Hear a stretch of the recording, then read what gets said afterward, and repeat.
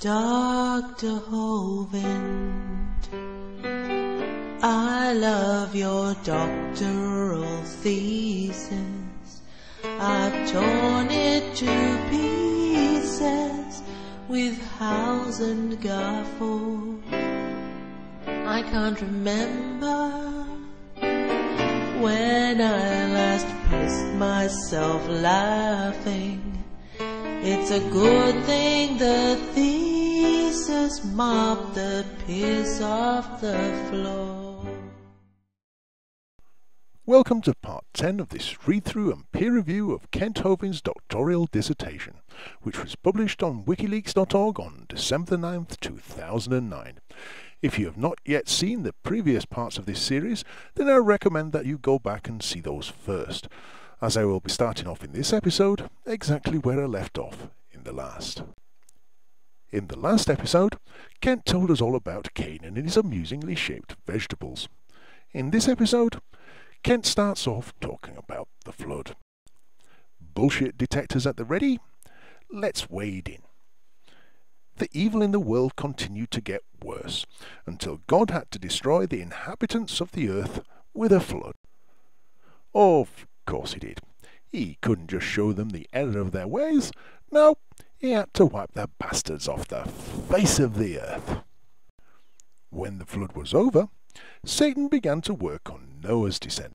The story of evolution continues in Genesis 9:22.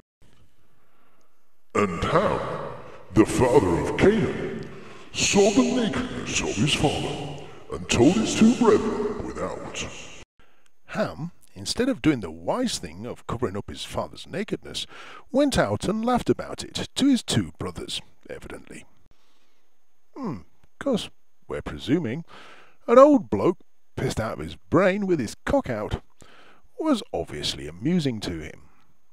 This resulted in a curse being placed upon Ham's son, Canaan, which Kent spells wrong. God shoots and misses again. Ham's pride caused him to try to make his father look bad. Because, of course, laid there, stark bollock naked, in a tent, pissed off your head on grape juice, doesn't make you look bad at all. Anyway, Kent continues. People who are always cutting down others are usually motivated by pride, or lack of it when it's motivated by low self-esteem. But we digress. They think making someone else look worse will somehow make themselves look better. Apart from when they have a pop at you, Kent, 'cause from no matter which direction you look at it, the bullshit you come out with simply just looks like bullshit.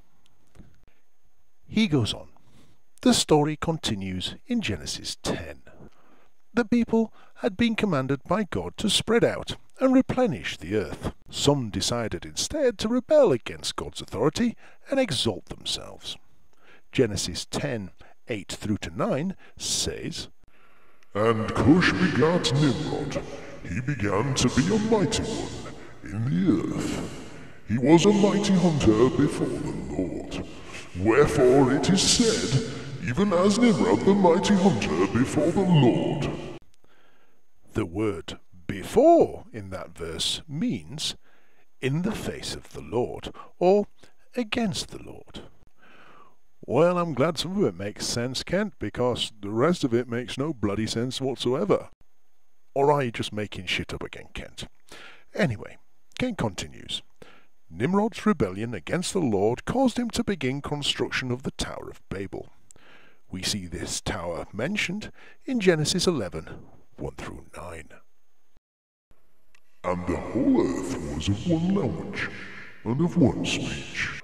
And it came to pass, as they journeyed from the east, that they found a plain in the land of Shinar. And they dwelt there. And they said one to another, Go to, let us make brick, and burn them thoroughly. And they had brick for stone, and slime had they for mortar. And they said, Go to, let us build us a city, and a tower whose top may reach unto heaven, and let us make us a name, lest we be scattered abroad upon the face of the whole earth. And the Lord came down to see the city and the tower which the children of man had builded. Bloody tourist. And the Lord said, Behold, the people is one, and they have all one language. And this they begin to do, and now nothing will be restrained from them, which they have imagined to do. Let us go down and there confound their language, that they may not understand one another's speech. So the Lord scattered them abroad from thence upon the face of all the earth, and they left off to build the city. Therefore is the name of it called Babel, because the Lord did here confound the language of all the earth, and from thence did the Lord scatter them abroad upon the face of all the earth. This tower represented man's desire to exalt himself to the seat of God. Yes, Kent, that and really build a tall bloody tower. The pride of the rebels calls the people to want to disobey God. Yes, and of course we see from previous scripture that God had said, Thou shalt not build towers. We don't? Oh, okay then. They wanted to stay together and build big cities, even though God had commanded them to spread out and fill the earth. And I'm guessing that's why God likes hillbillies and rednecks, which is still so true today. But Kent continues. Babylon was one of the first cities built after the flood. Presuming, of course, that the flood actually happened, but never mind. It still exists today. Well, Kent, it might have done back in 1991, but since the invasion of Iraq and a number of tank divisions parked on top of Babylon, we're guessing that a good portion of it now no longer does. The people reluctantly spread out after God judged them by confusing the languages. At this point, they spoke all different languages because the Lord confounded their speech. Of course, we are presuming here that it didn't occur to any of them to try and learn each other's language. I'm sure for several generations they told stories about how it used to be in the good old days when there was just one big city and everyone was one happy family. And I'm sure, Kent, that, yes, by your reasoning, yes, they probably did tell many stories, but as they all spoke different languages, nobody could bloody understand a word. But he continues. As we trace the history of evolution, it becomes slightly confusing at this point because there are going to be several different branches on the tree.